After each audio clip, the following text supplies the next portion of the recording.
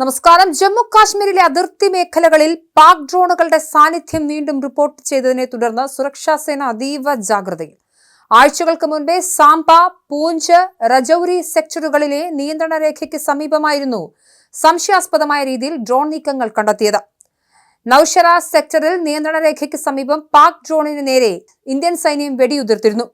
രാത്രി ആകാശത്തേക്ക് പാഞ്ഞു കയറുന്ന ട്രേസർ റൗണ്ടുകളുടെ വീഡിയോ ദൃശ്യങ്ങളും പുറത്തു വന്നിട്ടുണ്ട്. കഴിഞ്ഞ വർഷം ഇന്ത്യ നടത്തിയ ഓപ്പറേഷൻ സിന്ദൂറിനെ ഓർമ്മിപ്പിക്കുന്ന തരത്തിലായിരുന്നു സൈന്യത്തിന്റെ ശക്തമായ തിരിച്ചടി.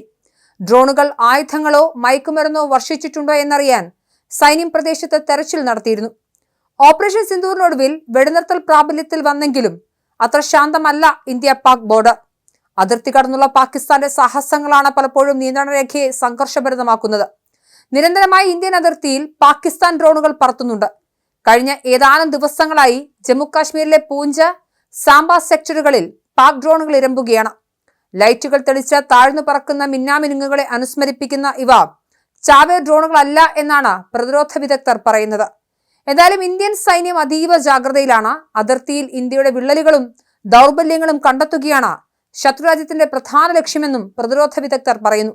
LOC മേഖലയിലെ സങ്കീർണമായ ഭൂപ്രകൃതി മറികടക്കാൻ ഡ്രോണുകളെ ആശ്രയിക്കുകയല്ലാതെ മാർഗമില്ല.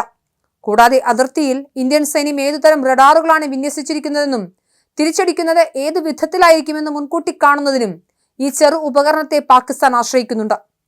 നുഴഞ്ഞുകയറ്റത്തിന്റെ സാധ്യതകൾ തേടുകയാണ് മറ്റൊരു ലക്ഷ്യം. ഡ്രോൺ വഴി തോക്കുകളും ഗ്രനേഡുകളും താഴേക്കിട്ടതായും ഇന്ത്യൻ സൈനിക വൃത്തങ്ങൾ പറയുന്നു. പ്രദേശത്തെ സാധാരണക്കാരെ കയ്യിലെടുക്കാൻ ആയുധങ്ങളും ലഹരിയും ഡ്രോൺ വഴി എത്തിക്കുന്നതായും റിപ്പോർട്ടുകളുണ്ട്. ജനുവരിയിലെ മാത്രം കണക്കെടുത്താൽ അന്താരാഷ്ട്ര അതിർത്തിയിൽ 10 മുതൽ 12 ഡ്രോണുകളെങ്കിലും പാകിസ്ഥാൻ പറത്തിയിട്ടുണ്ട്. ANTI-US എന്ന് വെച്ചാൽ ആന്റി അൺആംഡ് ഏരിയൽ സിസ്റ്റം എന്നാണ്. പാകിസ്ഥാന്റെ കുതന്ത്രങ്ങൾക്ക് ഇന്ത്യൻ സൈന്യത്തിന്റെ മറുതന്ത്രം. ലളിതമായി പറഞ്ഞാൽ ഭീഷണി ഉയർത്തുന്ന ഡ്രോണുകളെ കണ്ടെത്തി നശിപ്പിക്കുന്ന ആകാശ സുരക്ഷാ കവചമാണിത്. ANTI-US 4 ഘടകങ്ങളായാണ് പ്രവർത്തിക്കുന്നത്. ആദ്യം റഡാർ, RF സെൻസർ, താപ ക്യാമറ എന്നിവ ഉപയോഗിച്ച് എതിരാളികളുടെ ഡ്രോൺ കണ്ടെത്തും. പിന്നാലെ ഏതു തരത്തിലുള്ള ഡ്രോൺ ആണെന്ന് തിരിച്ചറിയും, ദിശയും വേഗതയും മനസ്സിലാക്കും. ഒടുക്കം ഡ്രോണിനെ നിഷ്ക്രിയമാക്കും. ANTI-USൽ 2 തരത്തിലുള്ള പ്രതിരോധമുണ്ട്. ഒന്ന് സോഫ്റ്റ് കില്ലും മറ്റൊന്ന് ഹാർഡ് കില്ലുമാണ്. സോഫ്റ്റ് കില്ലിൽ GPS ജാമിംഗ് വഴി ഡ്രോണിന്റെ നിയന്ത്രണം നഷ്ടപ്പെടുത്തും. ഹാർഡ് കില്ലിൽ ലേസർ, വെടിയുണ്ട അല്ലെങ്കിൽ നെറ്റ് ഗൺ ഉപയോഗിച്ച് ഡ്രോണിനെ നശിപ്പിക്കും. പാകിസ്ഥാന്റെ ലക്ഷ്യം എന്തു തന്നെയായാലും അവർക്ക് നിരാശപ്പെടേണ്ടി വരുമെന്ന കരസേനാ മേധാവി ജനറൽ ഉപേന്ദ്ര ദ്വിവേദി പറഞ്ഞു കഴിഞ്ഞു. അതിർത്തിയിലെ പാക് ഡ്രോണുകളെല്ലാം ആധുനിക ആന്റി അൺമാൻ ഏരിയൽ സിസ്റ്റത്തിലൂടെ വെടിവെച്ചിട്ടതായി കരസേനാ മേധാവിയും പറഞ്ഞു.